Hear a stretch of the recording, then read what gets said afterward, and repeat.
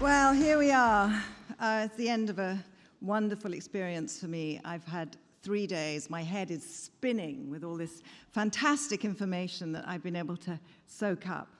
And first of all, before I even begin what I'm about to say, I'd like to say an enormous thank you to all of you for being present, and for Chiara and Anne-Gabrielle and all the team, the fantastic team of people who make this possible, the Women's Forum. I'm leaving here with a stronger pulse, rather too strong at the moment, but I'll calm down in a second, and a newfound resolve. So thank you again. It is easy to feel insignificant when thinking about the vastness of our planet and the billions of people living in it. But yesterday, astrophysicist Ursula Scarpetta showed us the Earth as a tiny, tiny pale blue dot in a sunbeam. What an exploration of outer space suddenly becomes an inward journey about what we hold most dear, the Earth. It is our home, and we must protect it. I then couldn't help smiling at the thought of our ancestral instinct as women being to build a settlement on the moon, while men dream of living on Mars and conquering other planets. We should remember our own too, and begin to value as a human race what women have always understood: nurture. The climate crisis is a fight for survival, but we've been fighting with one arm tied behind our backs. Let's untie it and see what women can do. Of course, we all know that women are much more affected by climate change than men, but over the last few days, I've learned to see women not as victims, but as agents of change, something we can all be. Oulimata Sarr from the UN Women talked about her women's agenda, the 3 R's: rights of their land, for example, representation, a seat at the table, and resources such as finance and education, which are crucial to women's empowerment and leadership. This is exactly what the Women's Forum Climate Charter is asking for, and I'll be signing it, and I hope you all will too. I was also astonished by the words of Alexandra Cousteau, the oceanographer and climate advocate, who said that it's not enough to be against something, you have to be for something, and articulate a shared vision of what can be done. This attitude will unite us and propel us into the future, a future where entire seaweed forests thrive in the ocean, capturing carbon and sustaining entire communities, all of this led by women, obviously.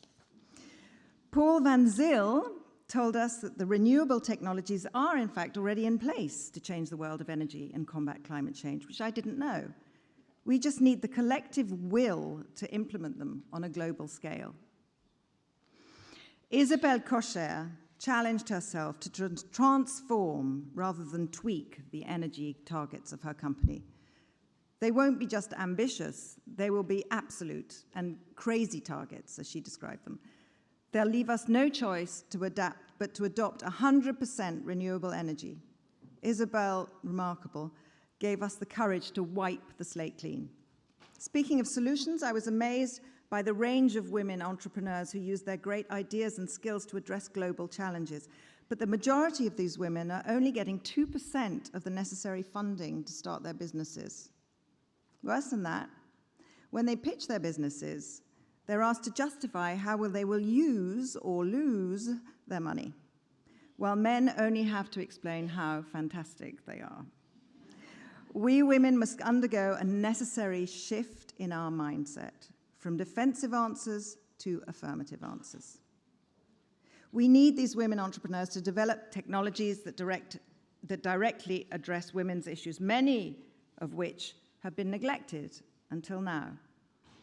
The incredible scanning technology developed by ODT that helps save women from cervical cancer, which won the Women's Forum Call for Initiatives, is a good example.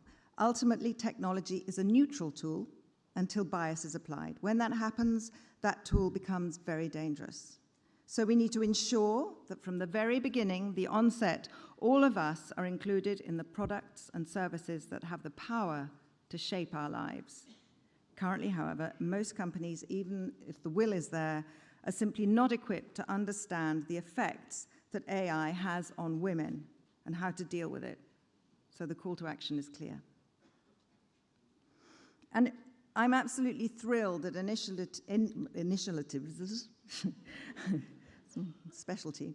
I'm thrilled that initiatives like the Women's Forum STEM Sisters campaign, which connects young women in STEM with young women mentors, or older women mentors, are encouraging more women and girls to enter the STEM pipeline and grow within it. And as Chiara Corazza said, we need to make STEM more attractive to girls, and especially teenagers in general, and give them the keys to the world, which, let's face it, is digital. The green tech revolution is going to create 18 million jobs requiring STEM skills by 2050. And we cannot afford to leave women behind. Now is the time to give them these skills to participate, benefit, and lead in the future. Elizabeth Moreno expressed this very clearly in her call to action. Don't count on the governments. It's up to us, people in business, problem solvers, to make the change. Change is indeed the only constant in our lives. And as Abigail Disney was saying, differences are the stitches that bind us. I really like that. And embracing these differences will make a new world map.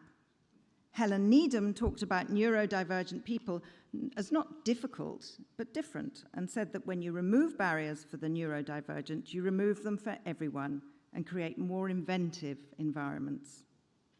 True inclusion and diversity allow us to be different and yet to belong. Gender, race, and sexual orientation do not divide us. They give us a common vision to fight for. So throughout this conference, I felt such a connection to you all, both here and in remote parts of the world, by the film Woman that I watched on Wednesday night. And it's in a way that is utterly new to me. So thank you for having provided me with a sense of belonging, sorority, sisterhood, and hope. Anne Cairns quoted Madeleine Albright, "There is a special place in hell for women who don't help other women." And for what it's worth, I think we're all going to heaven. and I think we might just take along some of the men, especially those that are here today. We need them by our side, and we realize our vision, when we realize our vision for an all-inclusive world. Your work spans decades of effort across so many different areas. And my own commitment to you is to find the way in which I can best contribute to these efforts and become a valued member of this team. I'm ready to get going. Thank you for welcoming me.